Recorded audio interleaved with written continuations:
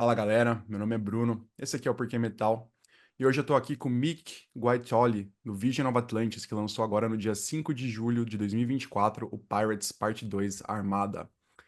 So first of all, Meek, thank you so much for being here. How are you doing today? Obrigado, thank you. Thank you. Yeah, it's a pleasure. This is the hot moment during a release, the last 2 weeks before the release. So we are all actually extremely excited and looking forward to drop this new little gem that we have prepared. I had the opportunity to listen to the album firsthand. Thank you to the Napalm Records, and I have to say that I loved it. And you guys are sounding bigger, you guys are sounding heavier, while also giving us great hooks and verses and choruses. And I love how the storytelling in the album, both musically and with the lyrics, are cohesive and keeps you in the whole journey. So congratulations. So, Thank you very much. Yeah, obrigado. and speaking of that, can you tell me a little bit about the writing process of Vision of Atlantis for this album? Yeah, sure. So we kind of restarted where we finished with Pirates. The last songs and a good 7 out of 12 songs, I would say, of Pirates were completely written by Clemmy and I. And these are the songs that we chose as singles, except for Melancholy Angel, and the songs that people love the most live, like Master the Hurricane, Legion of the Seas, In My World. So at a certain point, we told each other, hey, listen, like this is working. And we were all enthusiastic about the results. So this team is the one, like Clementine and I, is the team that started to write the new songs for Pirates 2. And this started to happen, I think, 2 or 3 weeks after Pirates 1 was released. So really, really early, like quite some time ago. And I come up with musical ideas. I give them to Clemmy. Clemmy is like, hey, this is cool. Why don't we go something somewhere heavier now? Or why don't we try something of this style? So we interact a lot. Sometimes she changes some melody. Sometimes, she sticks to the melody that I offer. And when the song is ready, we basically give everything to our producer, which is Felix Selt, which has been also the producer for Pirates. And what he does is basically refining, polishing, adjusting. Sometimes he cuts the songs because maybe, I like to repeat cycle, like in the 80s, Iron Maiden with this cycles that are like repeating their self for quite some time. It's like, okay, it's not the 80s anymore, man. Let's shorten it up. He give us back the song adjusted with his refinitures. And this is the moment in which Clemmy starts writing the lyrics. So basically the music is all by me with some help from Clemmy. The lyrics are all by Clemmy, unless in the working lyrics, like the fake lyrics that we have when we start recording the demos, that doesn't make any sense. But maybe sometimes there is one word that is cool. For instance, hellfire. Like this word hellfire, burn, burn, burn was already there in the very first version of the song. So sometimes she keeps 1 or 2 little things, and then the song is done. This is how we work now. And yeah, the entire Pirates 2 has been written this way. And it's working so far. And I think this is a hard question, but is there any song from the album that you're most proud of? Yes, I have to say that there are 2 long songs, which are The Dead of the Sea and Where the Sky and Ocean Blend. And if you ask me, like, if I'm proud of a song in particular, these 2 are, my little masterpieces. It's when you write songs that are short, like 3 minutes and a half to 4 minutes and a half singles, you have to stick to certain rules. It's inevitable. Otherwise, it doesn't make any sense. You can't have a song with, I don't know, a chorus, a verse, then a chorus, and then something completely different, and the chorus never comes back. Like there are some patterns that are repeating. But when you have songs that are that long, you can truly express yourself as a songwriter and as a musician. And these 2 songs literally gave me a lot of freedom in terms of songwriting. So these 2 songs in particular, I'm really, really proud of. And Tonight I'm Alive. I think this song brings a lot of freshness to symphonic metal. It's a song that you don't expect from a symphonic metal band, but one way or another, we made it work. It works perfectly in the bigger picture, even if it has a groove and a rhythm and an overall pace that is absolutely not symphonic metal. So yeah, this is another song I'm pretty proud of. It sounds actually like all around a pirate party song. And yeah, this brings me to my next question, because I've seen that you guys are playing some live festivals right now, and you already debuted this song live. how's it been to play this very festive song live, and how's the response been so far from the audience? For now, it's really great. And it's impressive because they don't know the songs. I mean, they could have listened to, the snippets that you get from YouTube, the videos that are uploaded by other fans during our shows, because we started playing these songs already in the United States with Korpiklani in February. So some videos are online, but of course it's not the same as listen to the studio track. You don't really get how the song goes. You don't get the details because it's live sound recorded with phones. So it can't be compared, But seeing that people are dancing, people are having fun, people feel the groove, people leave the song live, it's just fantastic. Yeah, it's a really good feeling that we are having with the new songs. It feels like they are more energetic compared to the previous ones. And I think these songs work both as a standalone song, but it also gave me new meaning to the ARMADA, which was already released as a single and as a battle song. And this one is like a pre-party before the battle, like the last time you guys have before. So it really plays into the whole storytelling part that I saw in the album. And speaking of concerts, you guys are already in festival season, and a couple of months from now, you're going to play Europe as a standalone act alongside Illumishades. And I happen to have seen Vision of Atlantis live in the last tour, both in a festival in Vakin 2022 and live in Brazil here Nice. in 2023 in a smaller venue. That for me was my favorite concert because it had more songs, it had more contact with guys that are great on stage. And as a band, as Vision of Atlantis is a band that has pretty theatricals on stage and talks a lot to the audience, which concerts do you prefer most? The festival ones or the smaller ones in a standalone act? So in general, I love festivals because it's such, a big emotion and you play in front of so many people. So of course there is a fantastic vibe. But I have to say that venues shows, when you play with your audience coming for you, and you can offer the show that is a show that is complete, with the presentation, with the stage preparation and everything. This is the way to present the band, like this is how we want people to look at our show, to watch our show.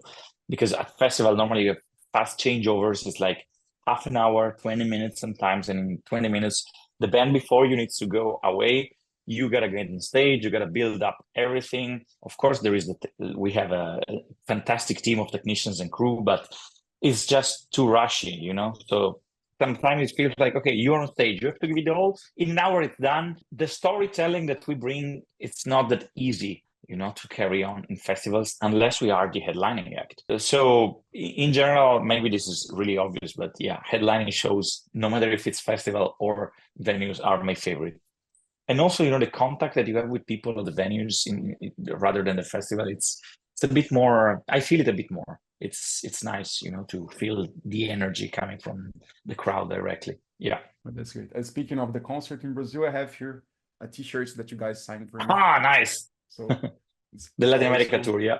I didn't wear it, so I don't have to wash it. It's just a little token of gratitude I have for you guys. And I said that you guys are sounding heavier, and you definitely are. But there's also a leaning to the popular side, so with great verses and catchy choruses and a lot of singing in the car material, for me at least. So on that matter, where do you draw inspiration outside metal in your songwriting? So to be really, really honest, I listen to everything. Like I truly listen to everything, like I have CDs from, like there is my little CD collection in the back, and I have CDs from Blind Guardian to Dimmu Borgir to Children of Bodom to Coldplay, U2, Bon Jovi, Scorpions, Whitesnake. I don't have limits, and even if it's pop artists and the song is good, I try not to judge. It's not about, there is no ego and there is no, it's not a sect. It's not, people all gathering together and no, you only have to listen to metal. This is not how I live my musical life. So it's hard to say if I take inspiration from one or the other, because I'm really spontaneous in the way I write songs. Sometimes it feels like I'm listening to something in my head and I just transcribe it as if it's not even me composing. You see what I mean? It's like I hear a melody. Okay, I gotta get this melody and put it down on my computer. So sometimes it doesn't feel it doesn't even feel like I am the songwriter, but it's some ethereal creature that lives inside my head. But I believe that in the end, these melodies come from my listening experience, from what I listen to, and I listen to everything. There is absolutely no limit. And in the last 3 years, you released Pirates, which was a huge success. You released The Ruma's Eyes Part 2 with Hermitage, one of my favorite albums from 2023. And now you're about to release Pirates 2. How you feel about this particular moment in your career, and how do you get any sleep from all this music writing? Well, the great thing is that there is a constant growth for all bands. You know, like when I joined Visions of Atlantis, if I look at where we were and where we are now, there has been a massive growth. Like we have grown, and not only as musicians, not only, you know, in terms of fans attending our shows and buying our records, but also in terms of people, of who we are. We have grown up so much. We know how to face everything, and we are so much in sync with each other. It's a fantastic family, you know. And the same goes with Temperance. A lot happened because, you know, especially with Temperance, there have been quite some lineup changes, but still the band is growing. It's constantly growing. And the show we are offering now is a higher show compared to what it was before. Same with Visions. The show we are bringing to Europe this fall will be such a big show with, you know, stage production, lights, and everything. So I feel like I'm growing. This is pleasant. It feels like, you know, the road is still going uphill in a positive way. Of course, it's not always easy to walk uphill because it's, you know, it's demanding, but it's going up and it's never going down. So yeah, I'm pretty satisfied. Oh, so in the chorus of The Land of the Free, there's a passage that says, "To the names we chose for the glory." So I got curious to ask, if you had to choose a pirate name to the glory, what would it be? Nice question. So I often, sometimes they ask me which is my inspirational pirate. And my question stays the same all the time for now, because I truly believe he's an example. And he's Guybrush Threepwood, the character from Monkey Island. I don't know if you ever played the video games of Monkey Island. It's games that started in the 80s. So, I mean, you are pretty young for sure, but I suggest to look into them. They are these games, it's like graphic adventures in which you have to search for things, combine items that you find together, and you have to use your brain. You know? And this pirate, Guybrush Threepwood, he is a guy at the beginning of the game. He's like just a guy that dreams of becoming a pirate because he has an image of pirates that is completely different from reality. He thinks that pirates, you know, they sail across the 7 seas, they become rich, they are adventurers. But real pirates, and this is really, you know, accurate, real pirates are thieves, are people that drink grog, they are outlaws, you know, it's not like the dream pirate. So at first, he has to surpass some challenges, but he is not cut for it. He's just a loser. But in an ironical way, in a funny way, he makes it and he becomes a hero. And this is a great example to me, because this video game, the morale of this video game tells you that even if you have a completely distorted idea of reality, and even if you are a loser, you can fix things and you can become a hero. And I love this. He's my, you know, my idol as a pirate. And that's awesome. Speaking back of the concert that you guys made in 2023, I got to talk to you and I was wearing a t-shirt from Edu Falaschi, former Angra's vocalist. And you told me you guys toured with him a couple of years back. Can you tell me any story? It was with Almah back then. Now I know that he does solo projects, right? And if I got it right, back then he got known in Brazil because he sang some cartoon themes on the TV. Yeah, the one from the Zodiac. Knights of the Zodiac, yes. The Knights of the Zodiac, right? Exactly. And this was like, oh wow, that's so cool. And it's also funny because in Italy we have a band called, what's the name of the band? The band of Ale Conti from Twilight Force. And his band has an entire record, a concept album about the Knights of the Zodiac. So there is a connection between, you know, heavy metal and cartoons and somehow, you know, the same. So when he was like, what? Seriously? Like this is an amazing connection. Yeah, I toured with him in 2012, I think. And my band back then was called Overtures. We were a power progressive metal band. And we were Trick or Treat. That was the name of the band of Ale Conti. Trick or Treat. And record with the clock with 12 flames from the Exactly, anime. Yes. exactly. So it's, what a connection.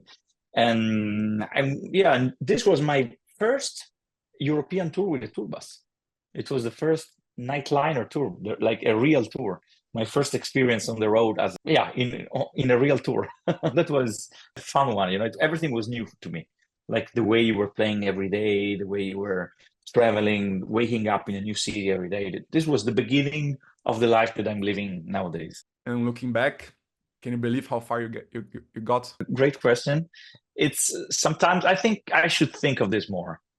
Sometimes I think I should think of this a bit more, because it's impressive. I've born in a city which is called Gorizia in Italy, with 35,000 inhabitants. It's a small city. And we used to say that no one from there can make it, can have success. But if I think of what I've done and the life that I'm living nowadays, this is my dream. I'm living my dream. I dreamt of doing exactly the life I'm living nowadays. So I should be proud of myself, and at the same time, I should be really grateful to the universe, because it gifted me with the best gift that everyone can expect. So yeah, this is a good question. Thank you. So for my last one, I always like to ask my guests what are currently in your music rotation, what is new, what you have been listening to, and it doesn't have to be metal, doesn't have to be new, just have to be something that you're currently listening to. But it's metal, because a couple of days ago, the album of Seven Spires, the US band, came out. We've been touring with them. I know them since quite some time, because again, in 2017, once again with Overtures, we played together in Slovenia at Metal Fest. And this was the very first European show of Seven Spires. And Marco, the guitar player of Temperance, back then had Adrian in a record that he recorded for a band called Light and Shade. This is a small project that they had before Adrian got into Avantasia, before Adrian, got as big as she is now. And this always makes me think of how small the world is and how beautiful it is to see the evolution of all these musicians. Yeah, and the Spires just released the new record, and it's just fantastic. So I highly suggest it. It's in heavy rotation since a couple of days. I love the album, actually, and I just spoke to Jack Costello, the guitarist from... The guitar player, from Seven Spires. The interview is already up, so it was awesome. And that was it for our conversation.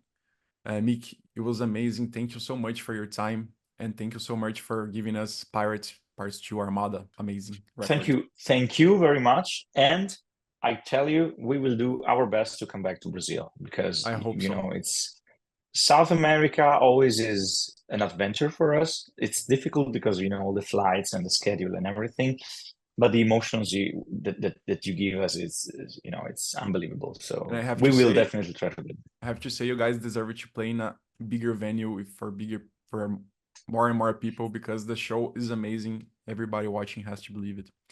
And of course, step by step. I had to leave a space for you to talk to the audience, to the people from Brazil who are listening to us. Well, I have one thing to say. This album is not only music. It's a real adventure, from the lyrics to the videos that we are releasing to the music, of course, because this is the main art that we are offering to you. And what I truly suggest you to do is to close your eyes, put your headphones on, or turn on the stereo really loud, and come on board when you press play, and leave it at least once. Then you can listen to it while you're working, while you're doing other things. But if for once only you listen to the record, focusing on it, I promise you this will be an adventure that you will live on board our pirate ship. And this is something that truly makes the difference, in my opinion. That's it. And thank you. Thank you, man.